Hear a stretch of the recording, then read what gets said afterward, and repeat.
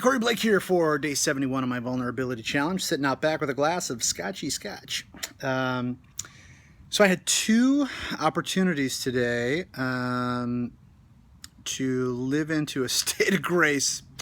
The first one was lately out here it has been in the 80s, much warmer, and Dawn and I are in a new house, and first time we've had to crank up the air conditioning.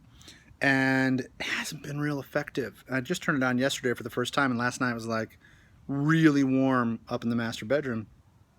And was pretty sure that it should be cooler, and that it wasn't, you know, just normal stuff. So got in touch with our landlord and said, hey, would love for you to come and check this out. Think something's off, yada yada. And he wrote me back an email that essentially said it's kind of just the way it is. You need to move your bed off and make sure it's not covering the vent. And there's some other vents that you can close, and it'll, you know, that's just, unfortunately, that's just the way it is. And I read that, and my natural gut instinct was to go to frickin' war, man. It's so fascinating to me. My first response, my first reaction is to go to town and prove someone wrong and throw up the fists. I'm not a fighter at all, like physically, that's ridiculous. But I don't know, my gut instinct was to let him know that he was wrong and that it needed to be fixed, or it was going to be a problem. And like, I don't know, I just, with much more aggressive language in my head.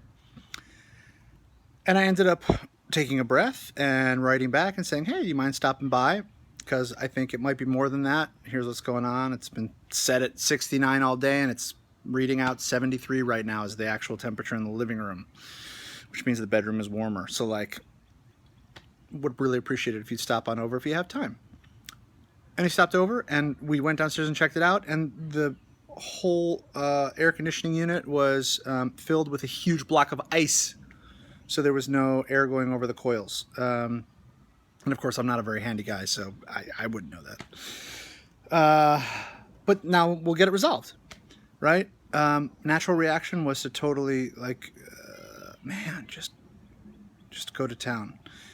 Glad I didn't do that. And then we had an issue from a client today who wrote me.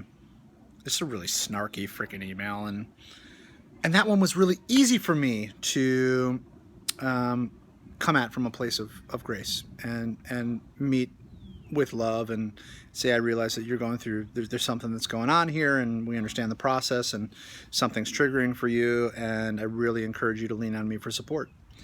And I'm really glad that I could show up that way. That's awesome. I love that I'm in that place where I could do that and not just feel combative with somebody else. So really proud of myself. These are all, I mean, there's a lot of that stuff that I'm feeling this as I've gone through the vulnerability challenge and shared a bunch, a number of times that I'm able to look at and go, I'm really showing up differently in the world and letting go of some of the crap that can really get in the way to hinder relationships and cause grenades to go off that can't be repaired, that kind of stuff. So very excited to show up that way. While also honoring and recognizing that I have this initial response that is my default and has to be tamed and managed for the sake of all. Yeah, so that's that.